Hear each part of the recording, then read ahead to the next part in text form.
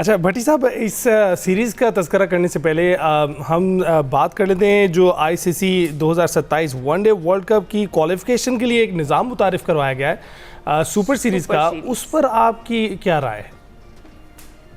देखिए अभी आपने फुटबॉल वर्ल्ड कप में भी देखा होगा कि वहां भी 48 टीमों का टूर्नामेंट था। बेसिकली एक तो ब्रॉडकास्टर का ये कहना है कि भाई लोग इस वक्त T20 फॉर्मेट में ज्यादा इंटरेस्ट रखते हैं, वनडे फॉर्मेट जो है उसमें थोड़ी सी लोगों की दिलचस्पी कम हुई है। तो इस फॉर्मेट से एक तो टीमें बढ़ जाएंगी, मैचेस तकरीबन उतने रहेंगे, लेकिन जो असल चीज है जो हमने पिछले दिनों एशिया कप में देखा, पाकिस्तान और भारत के जो मैचेस है ना, वो 2 से 3 मैचेस, अगर दोनों टीमें पहले ग्रुप मैच खेलती है, फिर सुपर 7 खेलती हैं और आगे जाके फाइनल में टकराती हैं, तो 2 से 3 मैचेस दोनों टीमों के दरमियान हो सकते हैं, जिससे क्राउड भी ज्यादा आएगा और ब्रॉडकास्टर को भी फायदा होगा। तो बेसिकली ये ब्रॉडकास्टर को फायदा पहुंचाने के लिए मुझे ये फॉर्मेट नजर आ रहा है। राइट। अच्छा भट्टी साहब, अब ज़रा आ जाते हैं, जो शाहीनों का एक और इम्तिहान शुरू हो रहा है उसके ऊपर बात कर लेते हैं। पाकिस्तान बमुकाबला वेस्ट इंडीज़ जो हमारी सीरीज़ शुरू हो रही है, प्लेइंग 11 का ऐलान कर दिया गया है। बाबर बीइंग कैप्टन बहुत ज़्यादा डिस्कस हो रहे हैं हर जगह पर। आपको क्या लगता है, कुछ परफॉर्मेंस में फ़र्क पड़ेगा? और क्या वो वाले बाबर आजम जिनको उनके फैंस देखने के लिए बेताब हैं, वो वाले बाबर आजम हमें दिखाई देंगे? प्रैक्टिस सेशंस में तो हमें काफ़ी बेहतरी दिखाई दी है। देखिए हिना, आज पाकिस्तान की क्रिकेट इस नहज पे पहुंच गई है कि आपने कहा कि शाहीनों का इम्तिहान किस टीम से है कि पाकिस्तान वर्ल्ड रैंकिंग में नंबर 7 है और वेस्ट इंडीज जो है वो नंबर 8 है। तो कहने का मकसद ये है कि एक छोटी टीम जो है उसके बारे में हम डिस्कस कर रहे हैं कि उसके खिलाफ हमारा इम्तिहान है, इसलिए कि अब से थोड़े दिन पहले हम एक और छोटी टीम बांग्लादेश से भी 2-0 सीरीज हारे हुए थे। तो पाकिस्तान की टेस्ट क्रिकेट फॉर्मेट में इतनी ज्यादा नाकामियां हैं कि अब हम इसको भी इम्तिहान कहते हैं। लेकिन डेफिनेटली बाबर आजम 2 बार कप्तानी से रिजाइन कर गए हैं और तीसरी बार उनको एक और लाइफलाइन एज ए कैप्टन भी मिली है। तो देखें, दुनिया में वही कप्तान सक्सेसफुल माने जाते हैं या जिनको हिस्ट्री याद करती है, जो एज ए प्लेयर फ्रंट से लीड करें, खुद भी परफॉर्म करें, टीम को भी जितवाएं। अनफॉर्चुनेटली अगर इस फॉर्मेट की हम बात करें टेस्ट मैच की, तो बाबर आजम ने पिछली 32 इनिंग्स में उनके 5 50 हैं और उन्होंने जो आखिरी सेंचुरी बनाई थी वो 2022 में न्यूजीलैंड के खिलाफ कराची में बनाई थी। तो बाबर आजम को एज ए कप्तान पाकिस्तान टीम को जीत की तरफ लेके जाना है, एक नई लीडरशिप क्वालिटी उनको दिखानी है।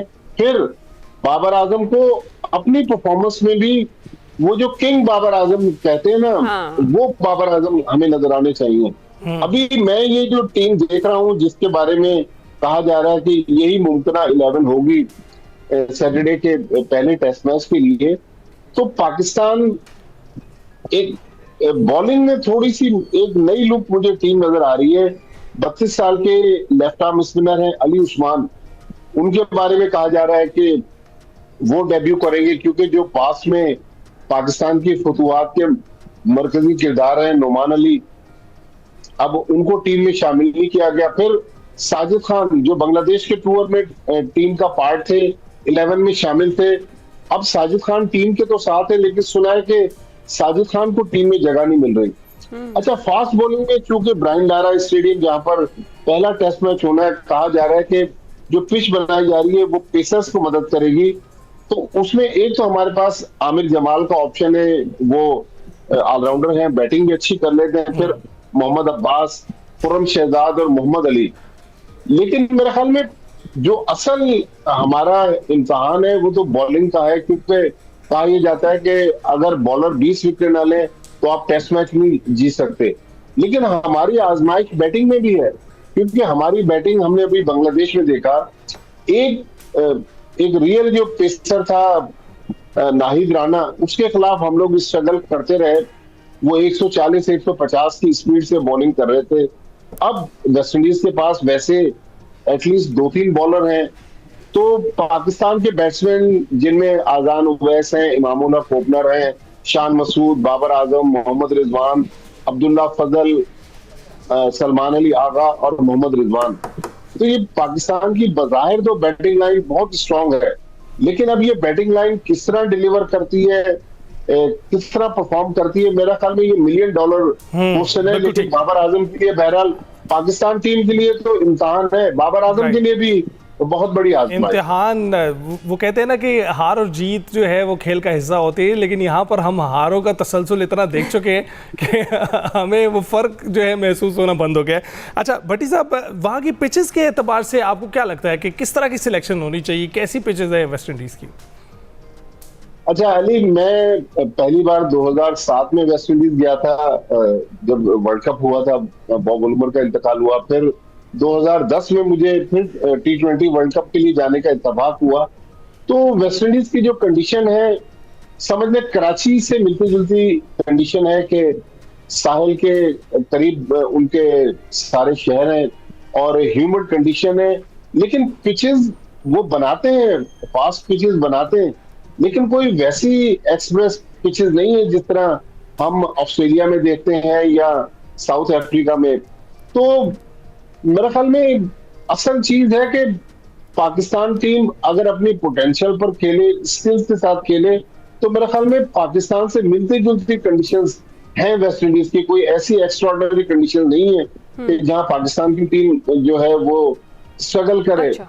लेकिन एक चीज है कि अभी वेस्ट इंडीज की टीम ने रिसेंटली श्रीलंका के खिलाफ सीरीज खेली, 1-0 जीती। एक मैच में उन्होंने 650 रन बनाए, फिर दूसरे मैच में पहले श्रीलंका ने 550 रन बनाए, तो 499 रन फिर वेस्ट इंडीज ने बनाए। तो वेस्ट इंडीज की टीम भी उसका भी कल अनाउंस हुआ है। उनके एक फास्ट बॉलर अलजारी जोसेफ जो है वो अवेलेबल नहीं है, लेकिन वेस्ट इंडीज की टीम मेरे ख्याल अपनी कंडीशन में उनके बैट्समैन, बॉलर, स्पिनर वो काफी मजबूत टीम है। अच्छा। तो पाकिस्तान के लिए ये नहीं कि अनप्लेएबल कंडीशन है, लेकिन अगर पाकिस्तान अपने पोटेंशियल पर खेलेगा तो मुझे उम्मीद है कि ये टीम बेहतर परफॉर्म करेगी। हाँ भी हम उम्मीद कर सकते हैं इसकी। भट्टी साहब, तो ये वाले चैलेंजेस तो ठीक है, आपने कहा मेजर ये वाले चैलेंजेस नहीं है जो हम बात कर रहे हैं कि कंडीशंस में खेलने के लिए कोई फ़र्क होगा। बाबर आजम के लिए सबसे बड़ा चैलेंज ये नहीं होगा टीम को यकजा करना या टीम को एक साथ लेके चलना, क्योंकि माजी में हमने बहुत कुछ देखा है, वो ग्रुपिंग और वो एक स्पेसिफिक ग्रुप जो है उसकी जारादारी और फिर उस तरह से और ये बाबर आजम से चीज़ें सारी मंसूब की जाती हैं। तो अब की बार वी होप कि ऐसा नहीं होगा और वो उस चीज़ से उन्होंने डेफिनेटली सबक सीखा होगा, जिससे परफॉर्मेंस भी बड़ी ज़्यादा मुतासिर हुई उनकी भी। तो आपको लगता है मेजर यही वाला चैलेंज होगा?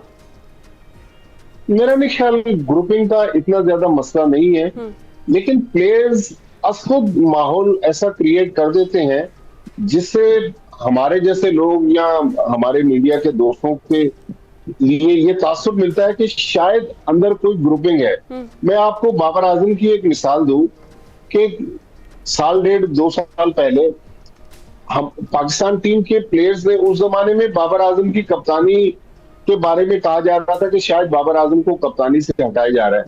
तो सोशल मीडिया पर एक ट्रेंड चला कि सोचना भी मना है, मतलब बाबर आजम को अगर कप्तानी से हटा दिया जाए तो प्लेयर्स ने कहा कि सोचना भी मना है।